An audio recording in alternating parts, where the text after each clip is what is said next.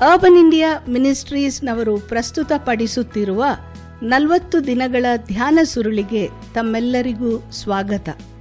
ಈ 40 ದಿನಗಳ ಧ್ಯಾನಗಳು doctor PC Matthew ಮತ್ತು ಶ್ರೀಮತಿ ಸಿಬಿ ಮ್ಯಾಥ್ಯೂ ಅವರು ರಚಿಸಿದ ಧ್ಯಾನಗಳಾಗಿವೆ.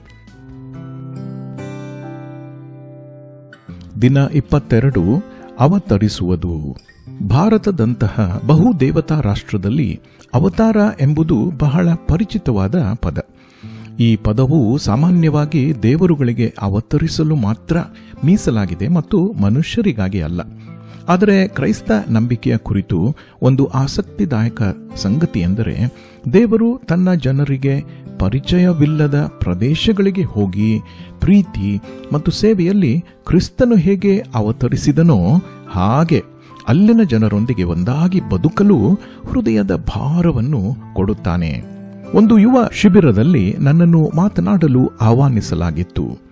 ಮರ್ಸಿ ಮ್ಯಾಥ್ಯೂ ಎಂಬ ಇನ್ನೊಬ್ಬ ಮಹಿಳಾ ಸ್ಪೀಕರ್ ಇದ್ದರು. ಆಕೆಯನ್ನು ದಯಾಬಾಯಿ ಎಂದು ಕರೆಯುತ್ತಿದ್ದರು. ಅವಳ ವೇಷಭೂಷಣ ನನ್ನನ್ನು ಬೆಚ್ಚಿ ಬೀಳಿಸಿತು. ಅವರು ಭಾರತೀಯ ಬುಡಕಟ್ಟು ಮಹಿಳೆಯರ ಉಡುಪನ್ನ ಧರಿಸಿದ್ದರು. ಅವಳ ಚರ್ಮ, ಅವಳ ಮಾತನಾಡುವ ಶೈಲಿ, ಅವಳ ಆಹಾರ ಮತ್ತು ಅವಳ ಗುಡಿಸಲು ಸಹ ಅವಳು ವಾಸಿಸಲು ಆಯ್ಕೆ ಮಾಡಿದ ಹಳ್ಳಿಯ ಜನರಂತೆಯೇ ಇತ್ತು. ಅವಳು ನರ್ಸಿಂಗ್, ಕಾನೂನು ಮತ್ತು ಸಾಮಾಜಿಕ ಕೆಲಸದಲ್ಲಿ ಪದವಿಯನ್ನ ಹೊಂದಿದ್ದರೂ ಅದರಲ್ಲಿ ಯಾವುದಕ್ಕೂ ಯಾವುದೇ ಹೋಲಿಕೆ ಇರಲಿಲ್ಲ. ಆ ಹಳ್ಳಿಯಲ್ಲಿ ಶೋಷಣೆಗೆ ಒಳಗಾದ ಮಹಿಳೆಯರನ್ನು ರಕ್ಷಿಸಲು ಅವಳು ಬದುಕಿದಳು. ಒಮ್ಮೆ ಕೇರಳದ ತನ್ನ ಮನೆಗೆ ಹಿಂತಿರುಗಿದಾಗ ನಡೆದ ಘಟನೆಯನ್ನ ಹಂಚಿಕೊಂಡಿದ್ದಾಳೆ. ಅವಳು ಬಾಗಿಲಲ್ಲಿ ನಿಂತಾಗ ಅವಳನ್ನು ಗುರುತಿಸಲು ಸಾಧ್ಯವಾಗದಂಥ ಅವಳ ತಂದೆ ಅವಳಿಗೆ ಹೇಳಿದ್ದು, ಇದು ಸ್ವಲ್ಪ ವಿಪರೀತವಾಯಿತಲ್ಲವೇ? ಬಾಗಿಲಿನಲ್ಲಿಯೇ ನಿಂತುಕೊಂಡು ಅವಳು ಲಿವಿಂಗ್ ರೂಮಿನಲ್ಲಿ ನೇತಾಡುತ್ತಿರುವ ಶಿಲುಬೆಯನ್ನ ನೋಡಿದಳು. ಆ ಶಿಲುಬೆಯನ್ನ ನೇರವಾಗಿ ತೋರಿಸುತ್ತಾ ಅವಳು ತನ್ನ ತಂದೆಗೆ, ಅದು ಸ್ವಲ್ಪ ವಿಪರೀತವಾಯಿತಲ್ಲವೇ ಎಂದು ಪ್ರತಿಕ್ರಿಯಿಸಿದಳು. ಮಾನವ ಕುಲವನ್ನು ವಿಮೋಚನೆಗೊಳಿಸಲು ಸ್ವರ್ಗದ ದೈವಿಕ ವೈಭವವನ್ನು ಸ್ವಯಂ ಪ್ರೇರಣೆಯಿಂದ ತೊರೆದು ಭೂಮಿಗೆ ಅವತರಿಸಿ ಬಂದ ಯೇಸುವಿನಿಂದ ಅವಳು ತನ್ನ ಮುಖ್ಯ ಸ್ಫೂರ್ತಿಯನ್ನು ಕಂಡುಕೊಂಡಳು. ಅವತಾರದಲ್ಲಿ ಆತನಂತೆ ಆಗುವುದು ಸವಾಲಿನ ಒಂದು ಕೆಲಸ, ಆದರೆ ಅಸಾಧ್ಯವಲ್ಲ. ನಾವು ಎಷ್ಟು ಬಾರಿ ಒಂದೇ ಕಡೆ ನೆಲೆಗೊಂಡು ಯಾವ ತೊಂದರೆ ಇಲ್ಲದೆ ಬದುಕಲು ಬಯಸುತ್ತೇವೆ? ನಾವು ಯೇಸುವಿನ ಅವತರಿಸುವ ಮಾದರಿಯಿಂದ ಪ್ರೇರಿತರಾಗದ ಹೊರತು ಮರ್ಸಿ ಮ್ಯಾಥ್ಯೂ ಮಾಡಿದ್ದನ್ನು ನಮ್ಮಲ್ಲಿ ಅನೇಕರು ಕೈಗೊಳ್ಳಲು ಸಾಧ್ಯವಾಗುವುದಿಲ್ಲ.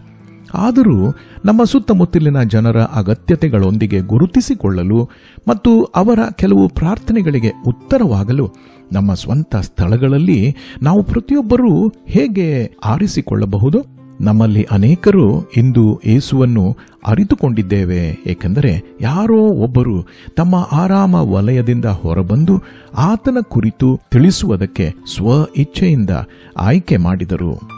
ಪ್ರಾರ್ಥನೆ ಮಾಡೋಣ.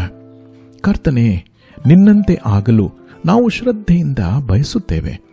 ನಿನ್ನ ಪ್ರೀತಿ ಮತ್ತು ಸತ್ಯತೆಯನ್ನ ಇತರರು ತಿಳಿದುಕೊಳ್ಳುವಂತೆ ನಮ್ಮ ಆರಾಮ ವಲಯಗಳಿಂದ ಹೊರಬಂದು ಅದನ್ನು ಹಂಚಿಕೊಳ್ಳಲು ಸಿದ್ಧರಾಗುವಂತೆ ನಮಗೆ ಸಹಾಯ ಮಾಡು. ಸಂತೃಪ್ತ ಮತ್ತು ಸ್ವಾರ್ಥಿ ಜೀವನ, ಕಾಳಜಿ ಇಲ್ಲದ ಮತ್ತು ಯಾವ ಕಾರಣಕ್ಕೂ ಅಲುಗಾಡದ ಜೀವನ ಬದುಕದಂತೆ ನಮ್ಮನ್ನು ಎಚ್ಚರಿಸು. ಆದರೆ ನಮ್ಮ ಸುತ್ತಮುತ್ತಲಿನವರಿಗೆ ನಿನ್ನ ಕಣ್ಣುಗಳು, ನಿನ್ನ ಹೃದಯ ಮತ್ತು ನಿನ್ನ ಕಿವಿಗಳಾಗಿರಲು ಸಹಾಯ ಮಾಡು. ಯೇಸುವಿನ ನಾಮದಲ್ಲಿ ಬೇಡಿದ್ದೇವೆ, ಆಮೆನ್. ಈ ಧ್ಯಾನಗಳು ನಿಮಗೆ ಆಶೀರ್ವಾದವಾಗಿವೆ ಎಂದು ನಂಬುತ್ತೇವೆ. ಇದನ್ನು ನಿಮ್ಮ ಕುಟುಂಬ ಮತ್ತು ಸ್ನೇಹಿತರಿಗೂ ಸಹ ಕಳುಹಿಸಿರಿ. ಆತನಂತೆ ಆಗುವುದು, ಆತನ ಜೊತೆ ಇರುವುದು, ಆತನಿಗೋಸ್ಕರ ಇರುವುದು ಎಂಬ ಧ್ಯಾನ ಸುರುಳಿಗಳು ಇಂಗ್ಲಿಷ್ನಲ್ಲಿ ಲಭ್ಯವಿದೆ. ಅದನ್ನು urbanindia.org ಯಲ್ಲಿ ನೀವು ಕೊಳ್ಳಬಹುದು.